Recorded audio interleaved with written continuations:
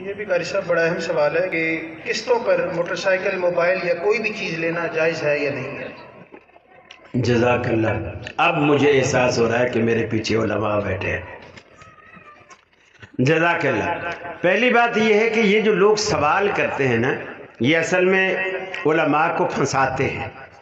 یہ یوں پوچھتے ہیں کہ قسطوں پہ چیز لینی اور دینی کیسی ہے؟ کوئی بھی دنیا کا عالم یہ نہیں کہے گا کہ قسط پہ چیز لینا دینا ناجائز ہے۔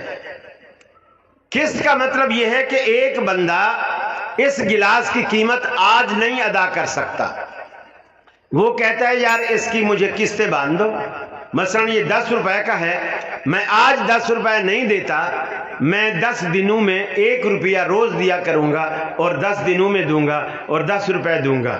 یہ ہے قسط۔ یہ احسان ہے کہ کوئی بھی کسی کے لیے قسطیں کر دے، یکمشت نہیں دے سکتا، کوئی بات نہیں، آپ تھوڑے تھوڑے کر کے مجھے دے دینا، لیکن دینا وہی جو اس کی نقد کی قیمت ہے۔ یہ ہے احسان۔ اب لوگ پوچھتے ہیں قسطوں کا کاروبار کیسا ہے؟ اصل چیز نہیں پوچھتے۔ جو پوچھنے کی بات ہے وہ یہ بات ہے کہ آپ یہ پوچھیں کہ نقد کی اس کی قیمت اور ہے، قسطوں میں قیمت بڑھا کر دینا کیسا ہے؟ آپ یہ سوال کریں نا کہ قیمت بڑھانا کیسا ہے۔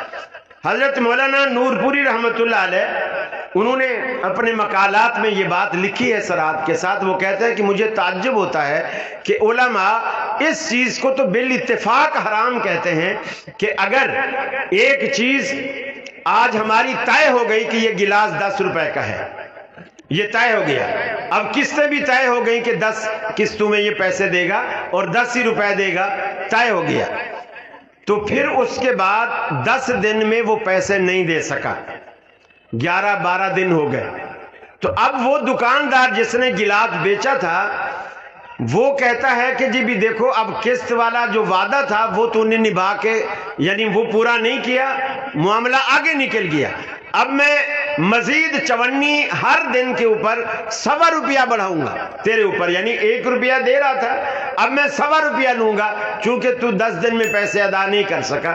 تو اس کو سارے علماء کہتے ہیں کہ یہ حرام ہے، کیونکہ جب اس کی قیمت طے ہو چکی تھی 10 روپے تو اس نے 54 پر ڈے پر جو بڑھائی اضافہ کیا، یہ مدت کے پیسے ہیں اور یہ سود ہے۔ پھر وہ فرماتے ہیں اس کو تو سارے علماء سود کہتے ہیں، لیکن مجھے تعجب ہے کہ جب ایک چیز 10 روپے کی ہے اور اس کو جب یہ کہا جائے کہ اگر 15 دن میں تو پیسے دے گا تو پھر یہ 12 روپے کی ہے، تو یہ 2 روپے جو بڑے ہیں یہ مدت کا عوض نہیں ہے، اسے کیوں سود نہیں کہتے؟ میرا بھی یہی نقطہ نظر ہے کہ وہ بھی سود ہی کے دائرے میں آتا ہے، اور بعض علماء نے یہ بھی حدیث کوٹ کی ہے اس ضمن میں کہ من باع بیعتین فلہ او قصہما او الربا، کہ اگر کوئی شخص کسی بھی چیز کی 2 بیع رکھتا ہے، جیسے ہم کرتے ہیں نقد میں اور ادھار میں، اور یا اور بھی کوئی 2 طریقے ہوں اس کے، وہ رکھتا ہے، فرمایا اس میں جو کم قیمت ہے وہ حلال ہے اور جو زیادہ قیمت ہے وہ سود ہے۔